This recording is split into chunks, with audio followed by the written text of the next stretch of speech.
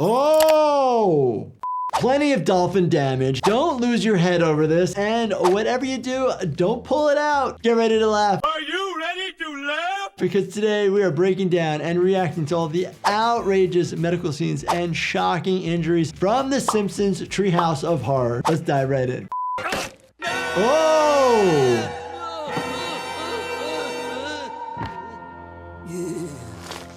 The classic stake through the heart. When you actually break that down, what's happening? You're having a penetrating trauma through the chest, through the sternum, right to the center where your heart's supposed to be. But you're probably going to hit more likely the right side of your heart. You can hit the right atrium or the right ventricle. Oh, the classic decapitation. When they did decapitations from the guillotine, there was the one time that they thought somebody had consciousness after, where the eyes were moving. The likelihood that that is actually a conscious effort is unlikely. Show me what you got. Oh. Is that the best you can do? An axe to the back, you can break one of the scapulas, or you're going more medial and there's a lot of muscle and then you have to break through the ribs. Is that going to have somebody succumb to their injuries and pass away quickly? Unlikely. I'll strike where you cannot protect them. In their dreams. We deal with that in the emergency department, often not somebody actually on fire, but the repercussions of it. First, second, and third degree are your most common. Fourth is very rare. The majority of people that come into the emergency department with burn injuries are usually first and second degree burn. Worry free. Oh! Oh! What the fudge? Oh, for Pete's sake! Jiminy Christmas! Lacerations to the back. The skin back there is really thick, so when you actually do get a laceration, it does hurt a bunch. Really easy to fix and sew back together because of the density of the tissues back there. Usually heals pretty well. Oh! Massive penetrating trauma through the thorax from the back. You have to break through the spine, all those ribs to come out the other side. You're probably not going to get through on the first try unless it's heavyweight, high velocity. You're thinking like Cannonball, or if you've ever watched those ballistic guys, they have some different equipment out there that could probably do it as well. High voltage versus high amps. When you have more amps, that is the danger versus the volts. Volts, you always see it, the warning signs, but amps are actually the more dangerous aspect. Oh! Helicopter crashes do happen. I know an individual who still works on the helicopters and has survived multiple helicopter crashes. Some injuries, but still kicking and doing well. Nothing life-threatening. Carl, let me die first. I couldn't bear to watch you die. Well, okay, but hurry up. Sometimes people can have massive adrenaline to be able to lift this off, but unfortunately, you can even see the crushed thoracic cavity and upper abdomen, crushing the heart. Could have killed them right away. Not necessarily, you're still having some blood flow, but you can see it's pretty quick here. Oh, Mo! They're dead! And it's all my fault! When did that happen? If you're like Homer and Moe's Bar feels like a second home, you may want to try Poor Decisions from my company, Life Happens, to help support your liver function, restore hydration, and aid in alcohol metabolism. Find it at lifehappens.com or on Amazon.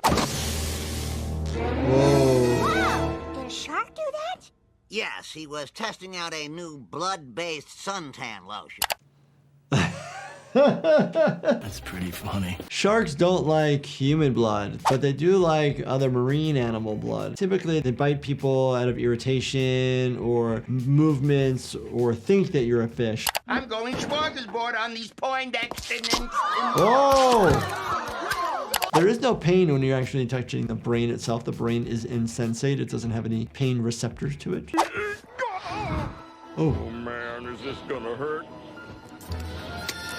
In general, doctors don't carry around medications in their pockets like that, okay? That's better. Fall from great height. If you fall greater than 3 times your own height, it is a major trauma we need to assess. Doesn't mean you're going to have injuries. It just means that there's a higher chance. Yeah. Oh, stab wound right to the epigastric, mid-sternum. It's hard to go through the sternum itself, you know, your breastplate. But if you go on either side between a rib, it's potentially a little bit softer. But I've seen so many people attempt to stab somebody with a knife and they hit the bone and the knife gets stuck or bounces off and you just cause lacerations.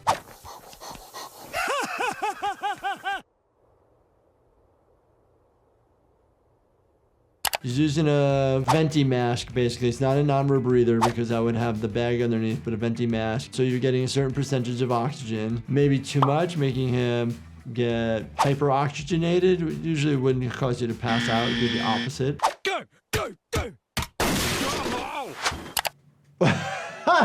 Homer's face just makes me laugh. The Simpsons, I think, in the future need to do a better job of showing us some more anatomy on their injuries, because here it's just a hole like you cut through meat, whereas all like the connective tissue, the structures, the bone, the spinal column, all that stuff. Oh, knife taking one wield to the neck, unlikely. The tissue is pretty tough to cut through, especially the bones. If you get right in between the vertebrae, maybe, but unlikely you're going to hit bone. Whoa, whoa, whoa.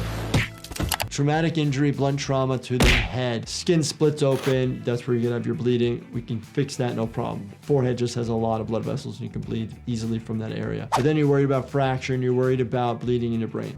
Oh, what have we here? Oh, fun. Oh, we got a little bit of intestines leaking out of Homer here. We do see a lot of people get crush injuries. What we worry about crush injuries are, besides the major areas that get crushed, the tissue breaks down, cells open up, potassium leaks out. Your blood concentration of potassium starts going up, and that can lead to cardiac arrhythmias and cardiac arrest. 179.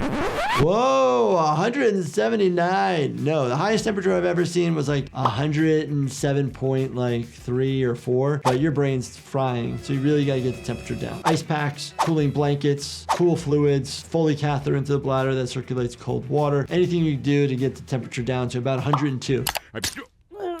Oh, wow, Maggie. Whew. Thermometer to the throat. Hopefully just a gentle puncture wound, not deep. We don't really use thermometers like this too much anymore. At the hospital, we have probes, but we have covers over them so they're multi-use. Actually, they're pretty sharp. Oh my gosh. Cooking ahead. You're talking about cannibalism. Eating another human you don't want to do. It can lead to something called kuru, or where you have the buildup of prions. You can get infections as well. So you don't want to end up with chronic neurologic problems or fatal diseases because you're eating another human. Please don't do this, and we're not supposed to do this. This was another interesting flip side of the Simpsons Treehouse of Horror. A lot of injuries, a lot of a little extra take on some of the injuries, but it's The Simpsons. It's fun. It's entertaining. If you enjoyed this, definitely check out this playlist right here. Binge watch everything. And as always, do me a favor, subscribe, turn on your bell notifications, and hit that like button for me. Thank you so much for watching, and stay healthy, my friends.